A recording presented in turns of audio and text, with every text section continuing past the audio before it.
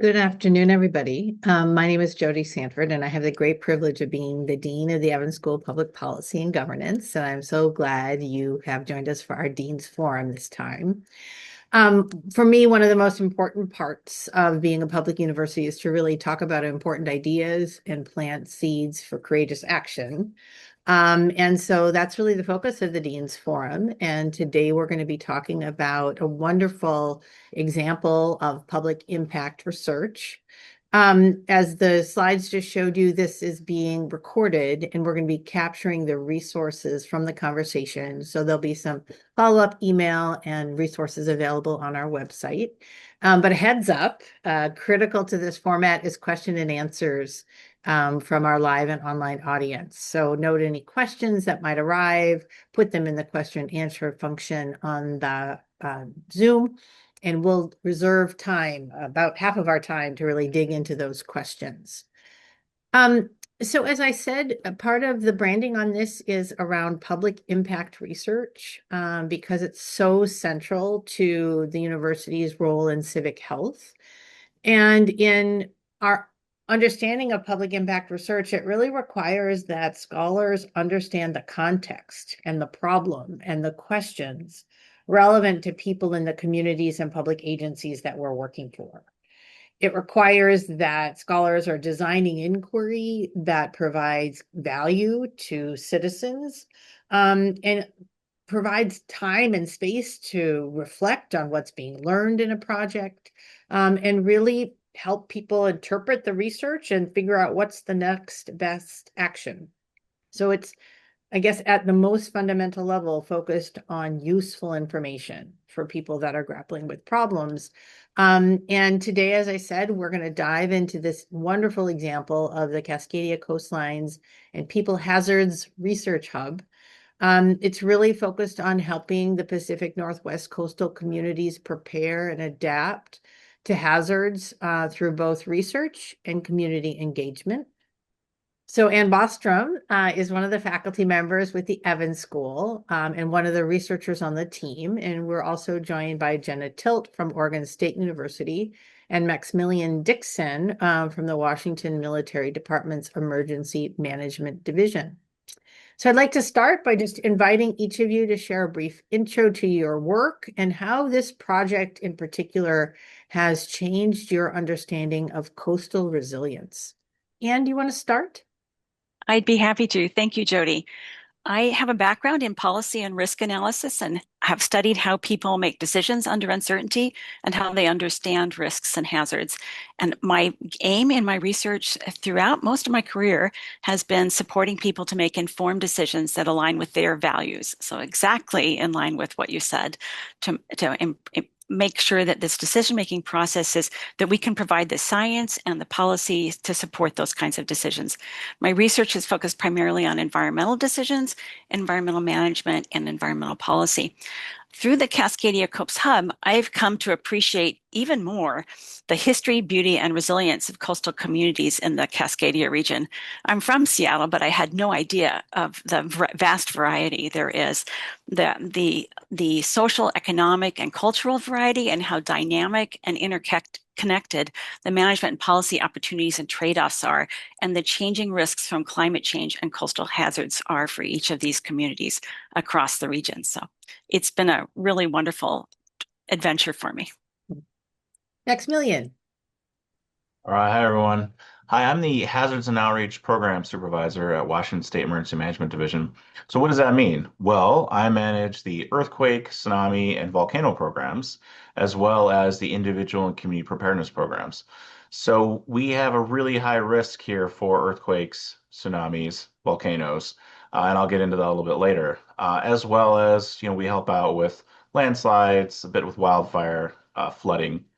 And it's our jobs to essentially bring science to practice to help educate all stakeholders, the public, government, private sector, nonprofits, the media, right? And we work with my team. I have a team of 8, including myself.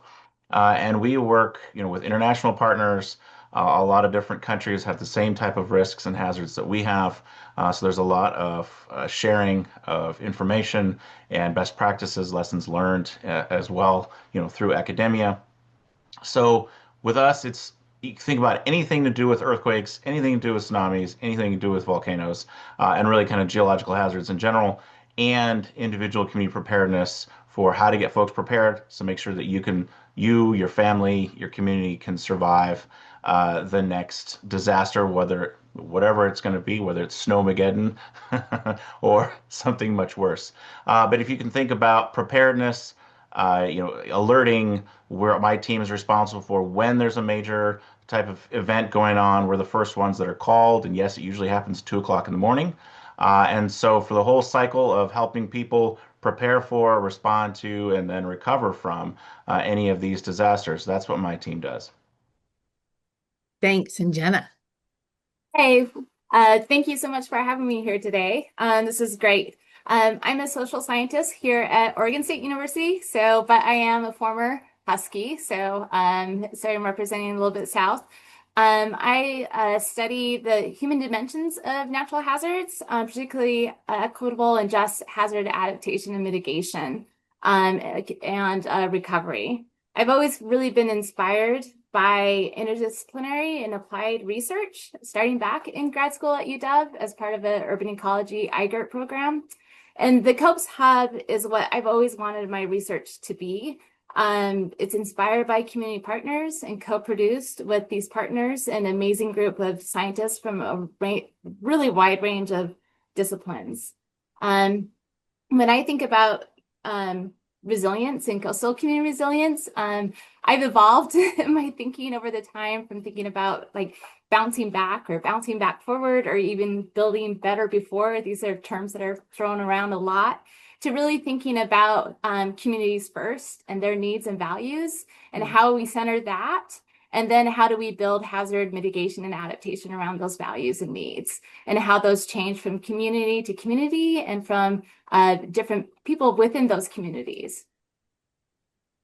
So interesting and so many things for us to dig into.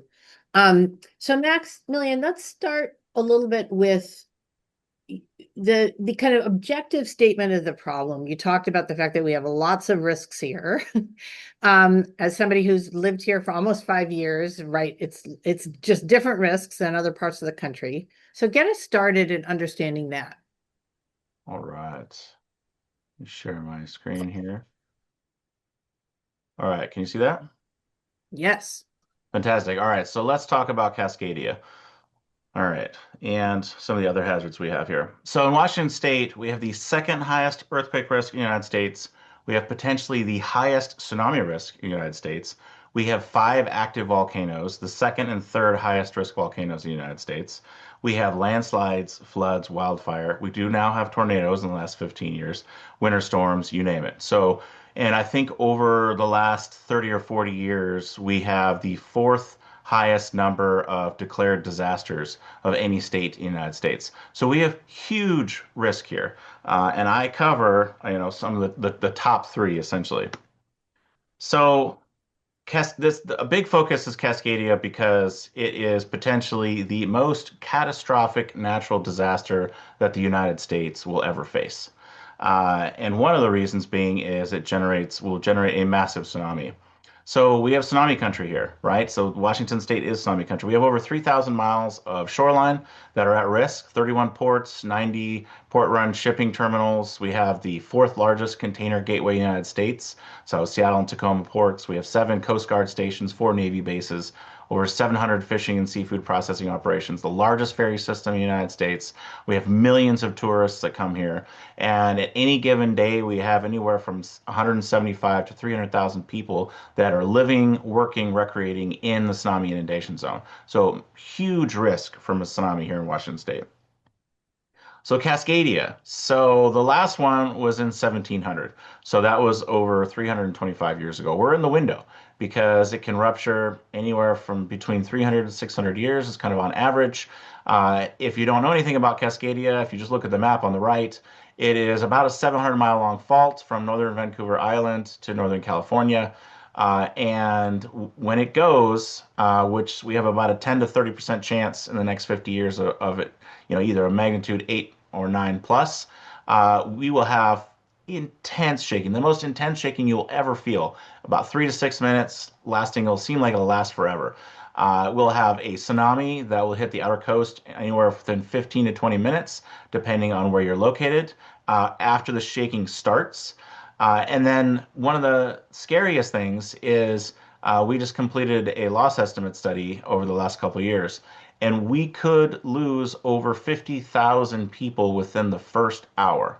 So if you think, 2004 tsunami, if you think of 2011 Japan tsunami, I mean, that's the kind of scale that we're talking about here. So let me show you. This is a simulation. So this shows Grays Harbor, Cascadia. You can see the water is overtopping Ocean Shores and Westport. You can see it's going into Hoquiam, Aberdeen, and Cosmopolis. And these waves will go back and forth for many, many, many hours. And you can see that, a lot of those potential losses are in that area, but there's a lot of high risk all across the coast of Washington State. Here are some resources, and I think we'll share resources at the end. But I just wanted to go over and give you a little bit of an intro if you don't know about Cascadia. Now, that's not the only hazard. We have Seattle faults. We have Nisqually type earthquakes. So the 25th anniversary is coming up next year. But this is the big one that we are focusing on, and why the research, so COPES, all the research done through COPES and many other projects are so crucial for us, because we have to have a much better understanding of what the hazard is, what the risk is, so that we can get you all prepared. We can mitigate the worst of it. We're building tsunami vertical evacuation structures so that people can get to high ground so that they will survive. But the modeling, the maps, the understanding of the hazard is so critical. And some of the major components and one of the deliverables, the research, the information that we depend on as emergency managers and decision makers to be able to help reduce this risk comes directly from the research that's being done through COPES. So that's a sobering way to start this conversation. So thank you. Very important. It's kind of the end of the world as we know it, potentially. So, Anne, when you and Jenna were brought in, what are some of the unanswered questions for research that were both general research questions and important specific to this context? I think I'll start by saying, first of all, that Maximilian has set the stage beautifully to talk about what we are doing. And our aim for the Cascadia COPES Hub was to work on this integrated, cross-disciplinary, interdisciplinary, and convergent approach. So as Jenna said, co-production, working with communities to look at the research questions that really are of concern to them. So we have divided our research into several teams. And the team that Jenna and I are on is focused on researching coastal communities' capacity to adapt to coastal change and coastal hazards. So community adaptive capacity, we call it. That's the general question. And one of the research we have 4 different goals under that. And the first one is integrating across different epistemological frames and value systems into disaster risk assessment and management. And so this goes directly to, we have different types of communities. They have different cultures, different understandings, and different knowledges around disaster risk and what can be done about disaster risk. And we're interested in understanding that better so that we can inform people like Maximilian, who are working on increasing this community adaptive capacity and resilience in their own work. One of the research questions under that first goal is, how does contextualization of disaster risk into tribal ecological knowledge or local ecological knowledge and value systems and worldviews affect community engagement in disaster risk management? Do people go to evacuation practices? Do they care that we're building vertical evacuation structures? Do they want to have a vertical evacuation structure in their community?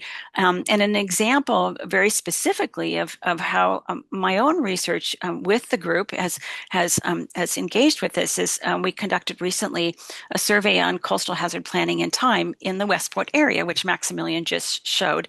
And that had some questions in it around tsunami preparedness and tsunami alert receipt. So we plan on informing Maximilian and his group with the results of that. They helped us design those questions initially, and we talked with several local community members and professionals to develop the tool.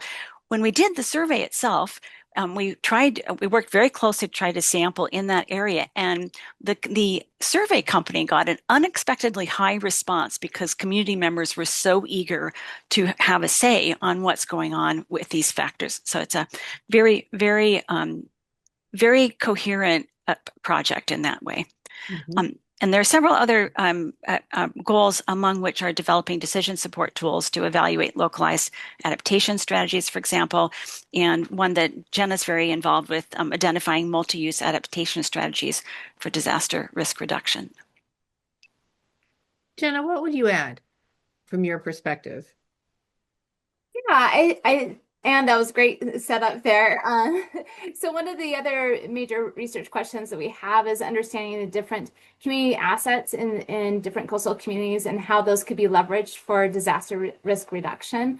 And this is a great example of co-produced knowledge, both with practitioners and also other scientists. So my research and of several folks that I work with, we've been mapping community assets, local places. So kind of think about that Mad Lib game, you know, people, places, things, resources that are really locally valued in these communities, right? So it might be that farmers market event or that local church or things like that. And over the time that I've been working on coastal resilience issues, we found that a lot of communities, especially some more of our marginalized, underrepresented populations, may not be going to the places that a lot of the predominant population might be going to after emergency or before to get those resources or to get to help. And so it's really important to understand where are these places, where are they going, and the capacity of the people who are managing these places. Do they have training? What is their information and their perception of risk? Because those are our key trusted leaders of understanding and getting that message out. And so there's that part of the component of really how do we engage? So that's a big research area of ours, of how we engage with different populations and how are they perceiving hazards and taking protective actions. Also on the engineering and the, working with other scientists side is where are these assets? What is the fragility or the precarity of these assets? Particularly, we've been looking at transportation networks. So where are these places? If they're island, if bridges go down and mom and dad work on one side of the bridge and kiddos are on the other side, what happens? Where are they going to go? Who are they going to trust? And so those are the kind of the really fine level of detail that we're trying to understand and build that community and start building training the trainer with these community members, leaders, to help them prepare build their own adaptive capacity to these hazards. So Jenna and Ann are focusing really on the human interface and the infrastructure. Maximilian, what other kinds of research questions, like you showed us the simulation model, what are the other kinds of things that have been important to you beyond that human interface?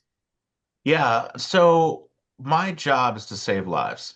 And in order to save lives, when we have a tiny bit of funding that we get to do that, because we're not really high on the importance, unfortunately, with all the other things that are going on in the world, in order to do that the most effectively we can, we must have really good understanding of how bad things are going to get and where the worst is going to happen potentially, when it might happen, right? How the frequency, and then cascading hazards, right? So I talked about earthquake, tsunami. So the earthquake causes the tsunami.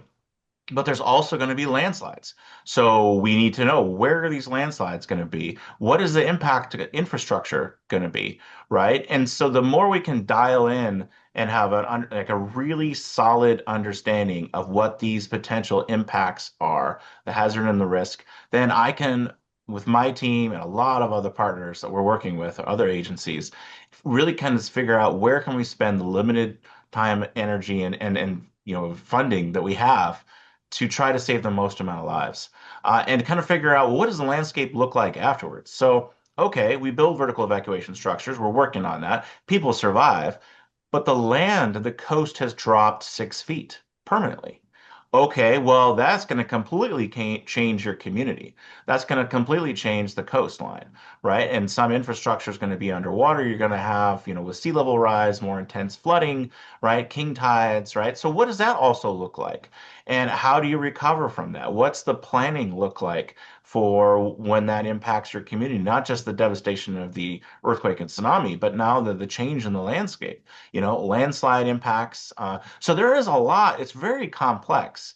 And so the better that we can understand what each of these potential hazards are, how they interact with each other, and understanding what that impact is to the built environment, and the natural environment, because it will affect, our ecosystem services as well. Then we can better plan and work with the partners to help them make better decisions, right?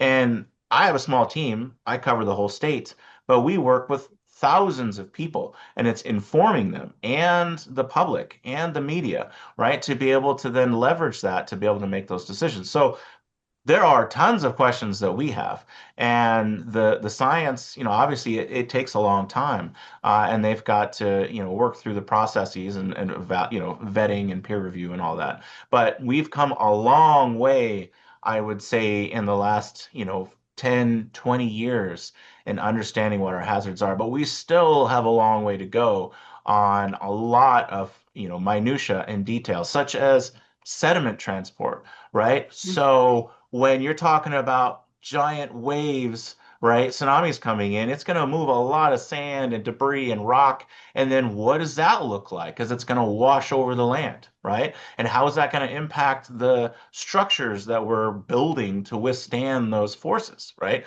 And so there is just a ton of research that we still need to have for us to be able to really kind of fine tune and make good decisions on risk reduction. This is fascinating to me, and I want to dive in a little bit more to this like technical stuff and then the human interface. But before we do that, do one of you want to explain the origins of this whole hub? What was the call to action? Like why? I mean, obviously the story that Maximilian started with is a bit shocking, but how did it come to be this initiative that is so expansive in geography and universities and communities?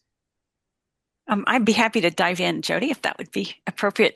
The hub is a response directly to two calls, but primarily it's a call that was made in response to a coastal hazards resilience study by the Ruckelshaus House Center in 2017, where they did a very extensive amount of work along the coast, looking at what people wanted. And coastal communities wanted a coordinated research agenda among universities, government agencies, NGOs, and others to help them achieve resilience. So we directly respond to that.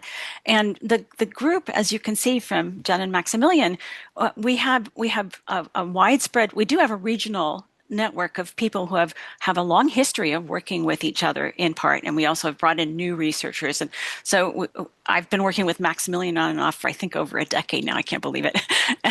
and Jenna is much newer to me, but Jenna has been working with people, for example, the PI, Peter Ruggiero, who we worked very closely with, who has worked in Washington State as well. So there are a lot of interconnections.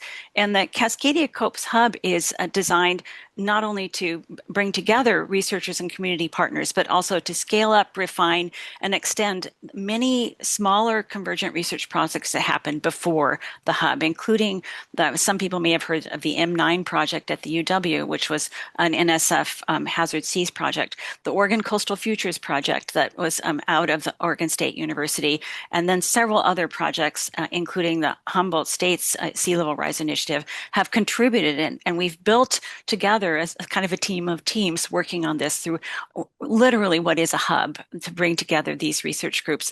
And I think I speak for everyone saying that we have learned a tremendous amount from being able to tackle this problem regionally and understand each other better. And one of the ingredients is the National Science Foundation, a significant award that was made back in 2021, correct? Yes, that's correct. And so we owe a lot to NSF, and I should be giving the NSF award number here. But it's on our website.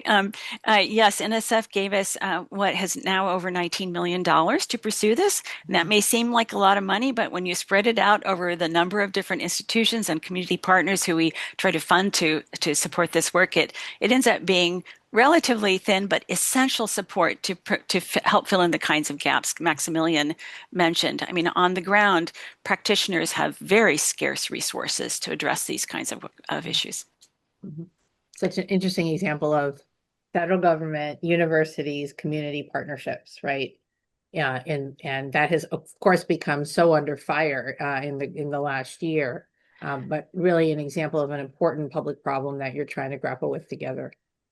Yes, and we have worked very hard to maintain our focus in the face of what's going on, which is a challenge. And we have a very broad basis for attacking these problems.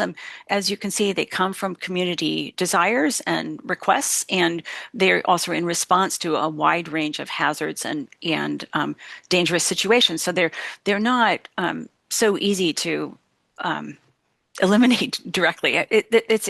There's a very big mandate for the work that we do. Mhm, mhm. So, when I was preparing for this, I was really struck that part of the model that you all are implementing is really trying to bring a lot of diverse people together, share the evidence that Maximilian was talking about, and figure out solutions. And it sounds like you've been doing a lot. I have to ask you, I don't know what it means to do vertical evacuation structures. You all have been talking about that. So tell me, what does that Oh, mean? okay. And Jenna and Maximilian, you should jump in at any point if I start cogging the stage too much here. Well, I have actually thought about using VES as an example in this conversation because it illustrates the kinds of things that I've learned in this project. So coastal hazards resilience and community adaptive capacity are really complex problems, and they require advances in the kind of technical information that Maximilian characterized so well as a better understanding of the dimensions of local and regional community and policy contexts, values, resources, and opportunities that Jenna laid out. And so one example is the work on vertical evacuation structures, which can enable communities to survive a tsunami. And so some of these look like towers, some, like the Acosta School, which I'm sure Maximilian can elaborate more on, are actually multi-purpose structures or constructions that can serve a different purpose. So the Acosta School is a school, but it's been designed to allow people to evacuate to the top level of the school so that they will be safe in the case of a tsunami. So this work involves not only the tsunami inundation projections, so you have to know all the technical information about where all the stuff Maximilian outlined, the frequency, the expected height of a tsunami inundation, that kind of thing. But you also have to understand the local priorities and their design preferences, what kinds of multi-purpose uses they might want, the engineering and planning involved, and the policy considerations. And so one thing I've learned in the hub work on this, for example, is that federal policies can conflict with local priorities in very significant ways. And that it's also important to understand how, for example, professional standards interact with local coastal geomorphology and bathymetry, and even understanding the paleoseismic evidence, the historical evidence that's in the dirt, to inform our understanding of historical and potential future events. And equally, if not more important, the community's ability to evacuate. If you have an older community and they can't run for 10 minutes, that's going to mean they need an evacuation structure in a different place. So it's been a really important process, and we've had a lot of really good opportunities to learn about this. And among other things, there have been some fantastic graduate student studios involving students from many different universities in Oregon and Washington, and also work in Northern California, where the students have helped facilitate these discussions by doing work, for example, on possible designs for vertical evacuation structures, among other things. So I hope I addressed some of your questions, Jodi. Jenna or Maximilian? Yeah, kind of let me add to that. So thanks, Anne. So vertical evacuation structures, as Ann mentioned, are essentially bringing high ground to areas that don't have high ground, right? And that can be in a number of different ways, but it has to be able to be designed to withstand the tsunami and the earthquake, right? And these structures, we have three right now in the United States. So the first one was built in Ocasta, 2016. The second one was built in Hatfield. That was for in Oregon, right, part of the university. And then the third one is a standalone tower called the Shoalwater Bay Tribe Tower, and it's called Auntie Lee. She's amazing. There's a story. There's a link I'll share later on that talks to you all, shows you all about vertical evacuation structures. So we basically borrowed this concept from Japan, and through a previous professor of mine, Bob Freitag, and a bunch of us worked on safe haven projects starting in 2010, 2011. And so this has been a, almost 15-year effort. And so we've got manuals on how to build these. There's a couple of them on our websites, as well as I worked on the P646 through FEMA as far as the technical guidance. So there's been a lot of examples of how these have worked in Japan in 2011, saved thousands of lives, and we're building them here. We need at least 58 more here in Washington State because we have so many areas that there's high ground is just, it's not possible to get there, right? But they are designed and to be as robust as possible. They will withstand the earthquake and tsunami. And in fact, there is a safety factor that's built in where you do the tsunami modeling of what is the highest inundation that the tsunami could reach, right? And then you add 30% and then another 10 feet so that the structure, we are absolutely make sure the structure is going to be tall enough. These are, if you want to talk about mitigation projects, vertical evacuation structures are hands down the ones that are going to save the most amount of lives for the next Cascadia. So this is very helpful. Never even imagined such a thing. So that's great. And at the very beginning of your comments, you used the word epistemology. And that's, of course, this way that academics talk about different ways of knowing. But as you are all talking about these vertical evacuation structures, Jenna, I imagine that as people from different worldviews than this kind of technical one that we've been talking about try to rock this idea, this is where this different ways of knowing comes into play. So are there some examples of the way your team has been working with different communities to try and both understand why this tool is useful and kind of accomplish a more culturally relevant approach to these structures? Yeah, that's a really good question. I think first of all, thinking about our own worldview. So Maximilian and I have been working with my one of my classes this last term.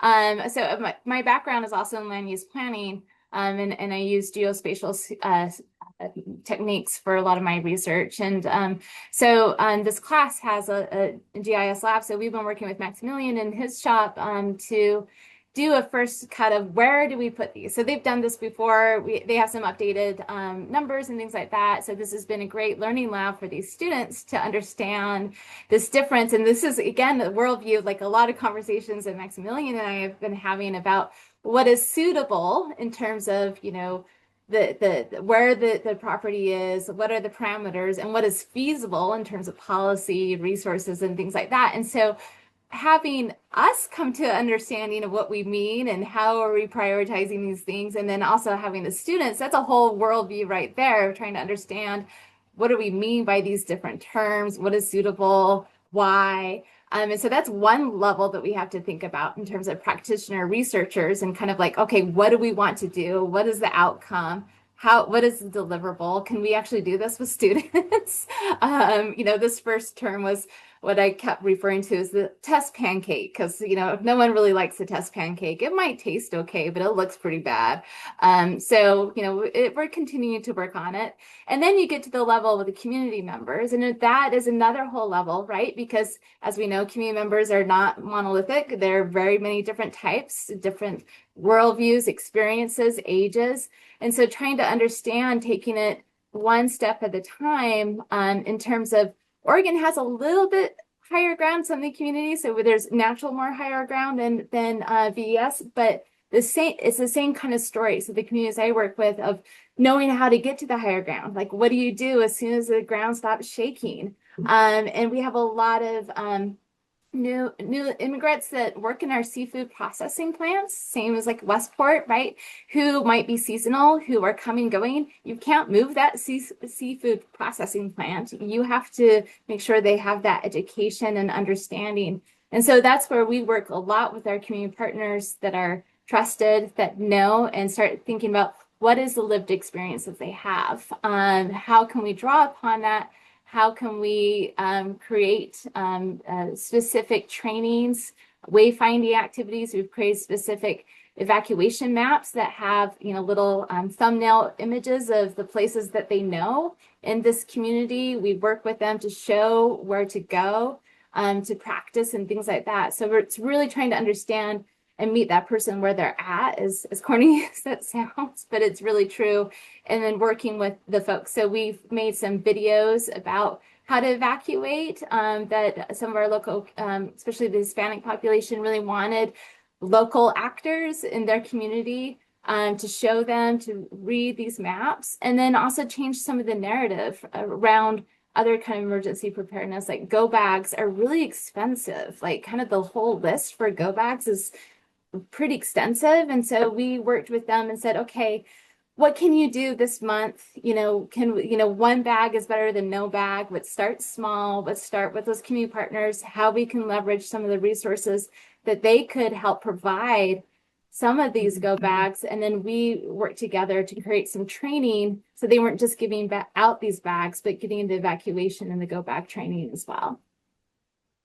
So sorry, Jody, can I add? So part of the critical value of partnership here is the communities, especially the highest risk communities, tend to not have very many resources. They might have one emergency manager who's doing a billion things, right, to help people prepare and respond. And so they need support from my team at the state level, right? And we have limited resources. I always joke that, at the state level, we're still in the Bronze Age as far as technology goes. And then we have the university who has cutting edge technology and students who are studying and bringing in new methods and especially like visualization and software and how they're doing the analysis and then being able to show the analysis and these wonderful visual story mapping ArcGIS. And so in order to better support the locals, right, on understanding their hazard, what actions can they take, and be able to, let the community know, what the risk is and what actions to take, then they rely on us as professionals to vet the information, provide them with, the tried and true, what's practiced, the best practices and all that. And then at the university level, they can really experiment and they can take it to the next level with the vetted information, right? To then be able to further do analysis and fine tune for the communities based on their needs and be able to bring us kind of to that next level of technology and utilization to be able to then come back and help the community. So it's really a cycle, right, of utilizing our expertise and our resources to be able to then help the communities based on what they need. There's a lot here that I want to dig into. Before we leave the vertical excavation structure, there was a question from the group and just wanting to ask about in the ones that you've been prototyping, how many people would this structure accommodate and how will people be able to gain access to it? So it's really a question about equitable access. I imagine the answer is a little bit different depending on each design, but give people a sense of that. Yeah, I'll jump in on that one. So Ocasta, based on the FEMA requirements, is 10 square feet per person, right? So it was built to hold 1,000 people, so the school, the staff, and the surrounding community that can get there. However, for talking about 24 hours, maybe 36 hours, where folks are going to be up there, you can have twice that many. Right, so it could hold 2,000, and they have supplies. Now there are 4 stairwells that have access to the structure, and it's above the gym, so it's a reinforced gym roof, and to be and the walls will wash away from the tsunami, so it'll survive. The Hatfield, I'm not sure how that's 800 people, I think, or maybe 1,000, yeah, something around there, right? But again, you can fit more folks. Now they have a ramp and they have stairs and they have an elevator. Now, as part of a university, they had a larger budget because it was part of the university, right? You have a lot more options when it's being built into a building because you have to have certain requirements anyway, right? The tower, Shoal Bay Auntie Lee Tower, is staircase only. It was a very small budget, and they were able to cobble the funds together to build that. But it's essentially two staircases, and they can hold, based on the FEMA requirements, 400 people, but realistically about 800 people that they can fit there. Now there is the next structure is being designed right now for Westport, and that will hold again 1,000 people, and then sort of a maximum of 2,000, and there will both be two staircases and a ramp for folks to get up, and it's ADA compliant, as far as the ramp, how steep it is. So we've had limitations, and anytime you're pioneering things, and you cost tens of millions of dollars for these projects, then you're limited on what you can build. But we've been learning from each of these structures, and we've been updating our manual on how to do them. And so going forward, we're going to be able to have these ramps in addition to staircases. Um, thank you for all this information. I had no idea this was happening. I just want to state some things that I learned, which is in addition to these kind of vertical structures, you've been working on early warning systems, you've been working on building codes, you've been trying to improve the maps and the information that you have. One of the things you mentioned a while ago, Maximilian, but I want to come back to is this difference in timing between policy and practice and research. And even in the answer you just gave, it's like, well, the policy says it's supposed to be this many people. We could actually find this many people. So how does this team kind of grapple with that very pragmatic differences between regulatory directives, practice requirements, and then the timing or the necessity on the social science and natural science research? How do you deal with that as a team? So as a practitioner, this is something that's also come out of all of this effort. I mean, been working with Ann for over 10 years and made significant improvements in this area, is research by nature, right? Publish or perish, the time frame of how long it takes and the complexity of the understanding of the science, right? Is you're talking about a much longer time scale. And it can be very challenging trying to keep up on the research on, okay, where are things at? What are the results? Having some sort of deliverables, visuals, or things that we can use as practitioners. And we don't have access to all the journals, right? So it can be very challenging because there's a lot of research that's going on, which is fantastic.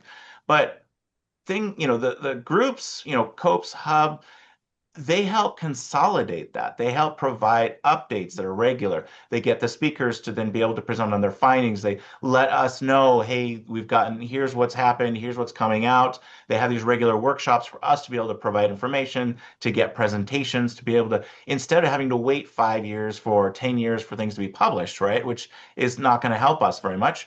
We're able to get more kind of real-time-ish, right, updates and interact. So that's been huge. For us as emergency managers, as practitioners, I have to make decisions for life safety every day. I mean, and I have to use what I have, right? So I'll take what I can get. And that's one of the things too, is with my academic partners is like, hey, give me what you got and give me the qualifiers, right? Give me the caveats. Tell me how confident or whatever you are. Fine, just disclose that. Then we will use that information how we feel best to use it. Please don't wait till it's 95% confidence, right? Like we need to have what you have now and just tell us straight, right? And we'll use it appropriately, right? And so that has been a good change. But then you want to talk about policy. Well, so research takes a long time. Us as practitioners, we just have to make decisions, as they come up because disasters just happen, right? A lot of times we don't know or can't, actually predict exactly when they're going to happen, right? And then policy takes a lot to move it. And so it's either a combined effort of a lot of champions and some luck, and to be able to then get policy enacted or to get laws changed or enacted, to then be able to then require either improvements in the building code where you build things better to withstand, to save lives, or you put in policies to place, thou shalt mitigate this, or thou shalt study this and work on this to help save lives, right? But that takes a considerable amount of effort. It takes funding. And unfortunately, oftentimes it takes a disaster to then drive that to say, oh, actually, we should do something about this. And then you better be ready to go to be able to then work on that or to be able to, because oftentimes it's like, hey, we have to make this decision and then go forth. Well, we want to be set up to make sure that we're prepared for that so that we have the research that's already been done. We know the steps that need to be taken, and then we're able to act on that. So the timing is very challenging because we all work on different scales, and a lot of it has to do with kind of setting up that opportunity. Yeah, very well put, Maximilian. You can tell that Maximilian understands the policy process as well as all the practical on the ground details of this work. As he said, some aspects of research can take a lot longer than communities might prefer. And it's really great that Maximilian and his team understand the importance of uncertainties around these things and are willing partners to inform us about what they need to know and what they want to know.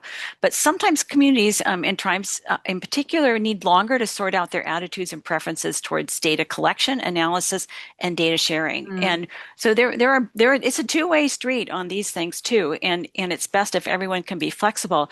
But funding guidelines can pose real constraints on everybody's activities, including their timing. And that holds on FEMA funding for communities, that holds on NSF funding for research, and it just across the board there are lots of constraints put in place by the funding guidelines, and we all try to work with each other to accommodate that. Well, and Jenna, it sounds to me your work is about this interface, right? Is that true? Yeah, so I work mostly with community members and engagement, which is really, it's the slow burn, right? It takes a long time, but again, it's kind of this fast and slow that we are always grappling with. Like it takes a long time to build those relationships, but once they're built, it can snowball really fast, and you start hearing about ideas or needs, and it comes right at you. And so I think one of the things that the COPES Hub has done really well is recognizing that and have mechanisms that we can kind of like capitalize on opportunities as they arrive through small pilot projects, through like community requests for small projects and things like that. And then if they're successful and how they're successful, we can build, a more regional approach or be ready for the next funding call or that policy window opening up and say, hey, this is what we're finding, or things like that. And so I think the thing that's been really nice about the COPES Hub is keeping and continuing to foster and build those partnerships through small projects and big projects, but being able to be ready when those windows of opportunity open.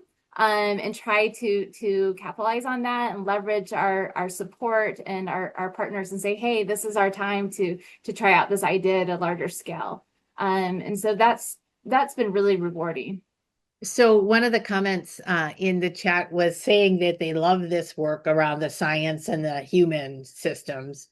But noted like the Snowmageddons, they bring people together, right? Because we're all out there with our shovels trying to figure it out. And so are there specific things you've done around the preparedness for these catastrophic events that are really trying to weave together that community connectedness or the interdependency? And if there's specific examples, what seems to work? Because I think this whole topic is kind of like people don't want to think about it, right? Oh, I don't want to be here. But if you build this, it might help them survive it very fundamentally. Absolutely. Do you want to go, Maximum? Oh, just real quick, and then you can elaborate on your kind of specific things. So something over the last 10 plus years I've been, emergency management, I've think, and society changes, right? So we're in the social media, like sound bites, seconds, right? Everybody's flipping around to the latest, greatest, right? And everyone's making fantastic videos. So 10 years ago, how we engaged folks and how we trained them and educated them on how to get prepared and what the steps were is much different than today. Today is very much so on very simple steps.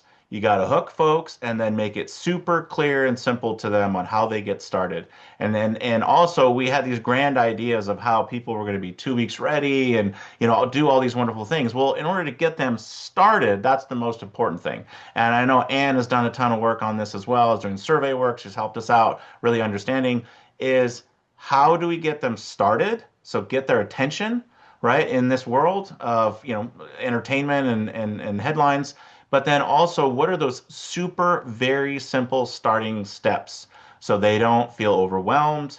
They can actually do them. It doesn't cost a lot of money. And so we've been really focusing on trying to get folks to just do a few steps, super, super simple. If you think about it, you buy some sort of technology, they've got the, manual where you can download it or go onto their website, but then they have this little cheat sheet, right? That's probably the only thing you look at on what are the key things to set that device up. Well, that's where we have gone to say, aha, okay, that's what we need to do.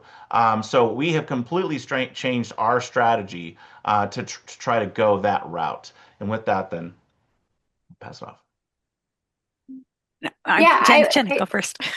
Oh, sorry, we're talking over each other now. We're getting really excited. No, I'll be real quick.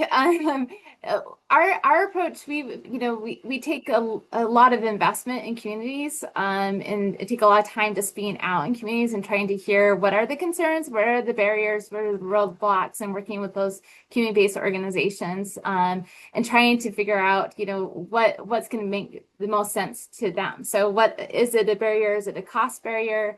What we're finding most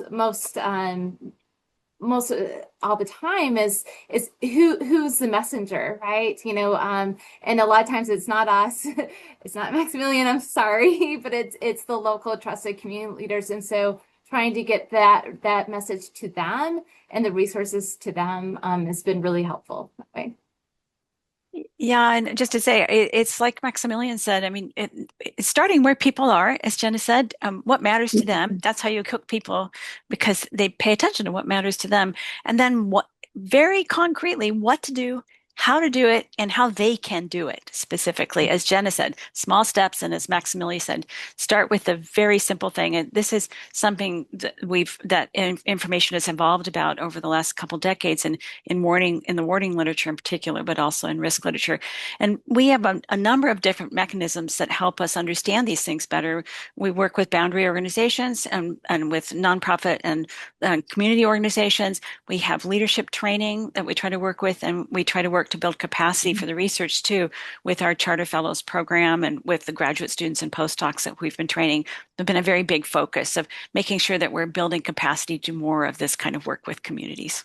Yeah, so there were a number of questions in the chat about both measuring that progress and do you feel like, given the vulnerability that Maximilian talked about, how are we progressing in relation to the need and progressing in relation to the risk?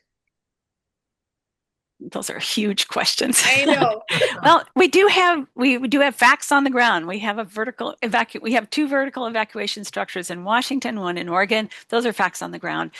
They are definitely not attributable to the Cascadia COPES hub alone, but we are part of the longer effort that has resulted in these things. And Maximilian's own personal story of this illustrates very clearly how this integrated work has led to this.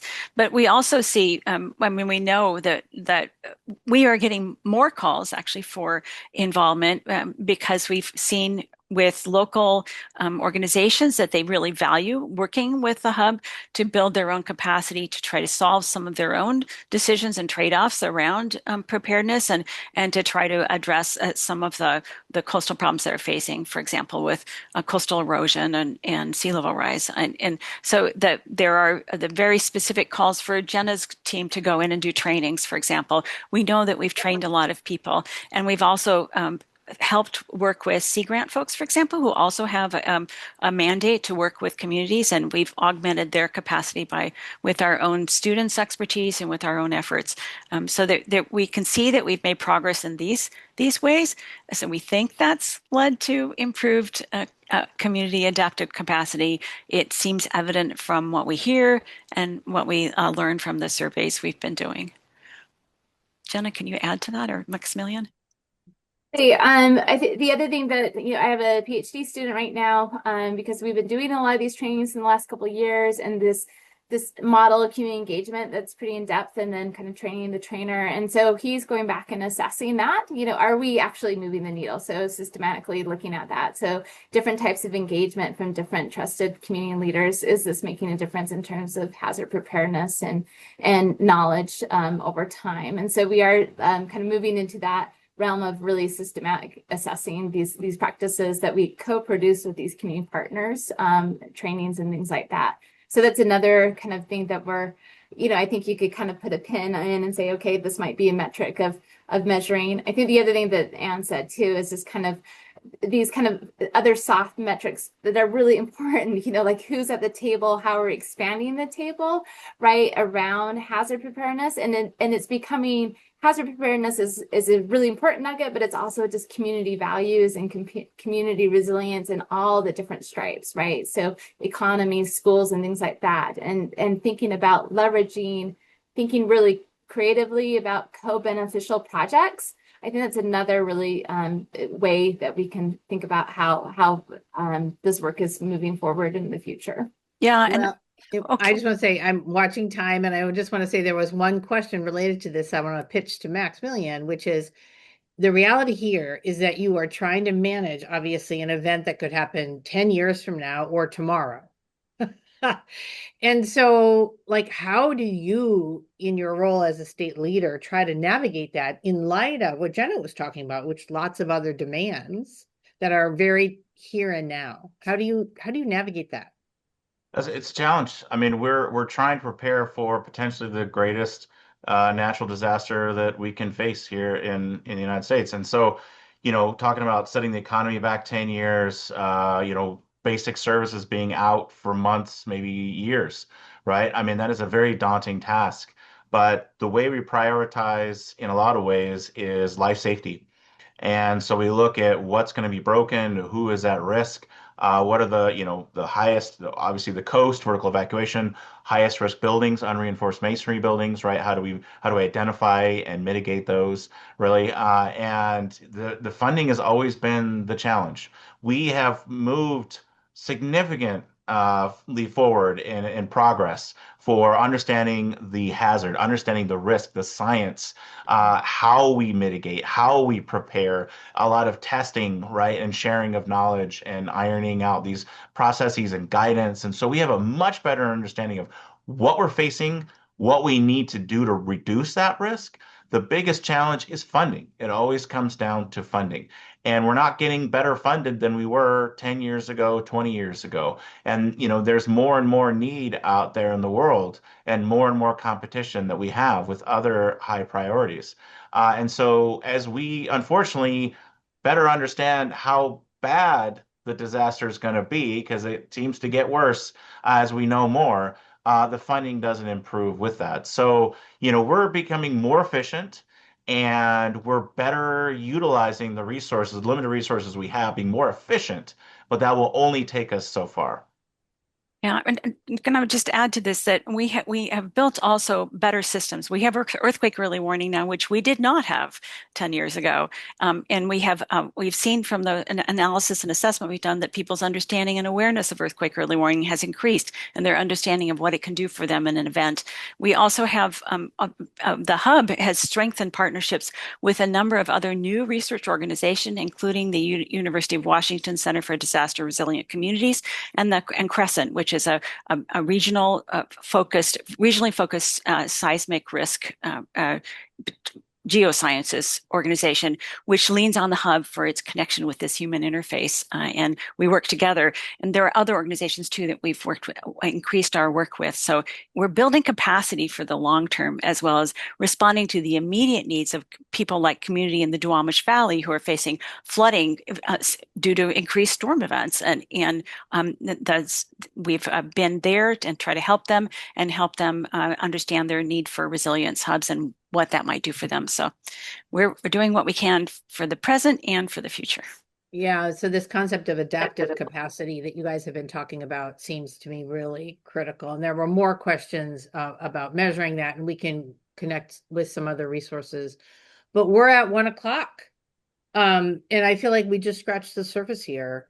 I am so grateful that the three of you have taken the time. What important conversation to have, and what an important public service that you're providing. For those of you who participated on this, we will be sharing the resources early next week, and we just encourage you to keep engaging with the Evans School. We love to have conversations like this, and we look forward to hosting you at one in the future. So thanks again. Thanks for having us. Thank you. We really Thank you. appreciate the opportunity. Stay safe, everyone. Thank you.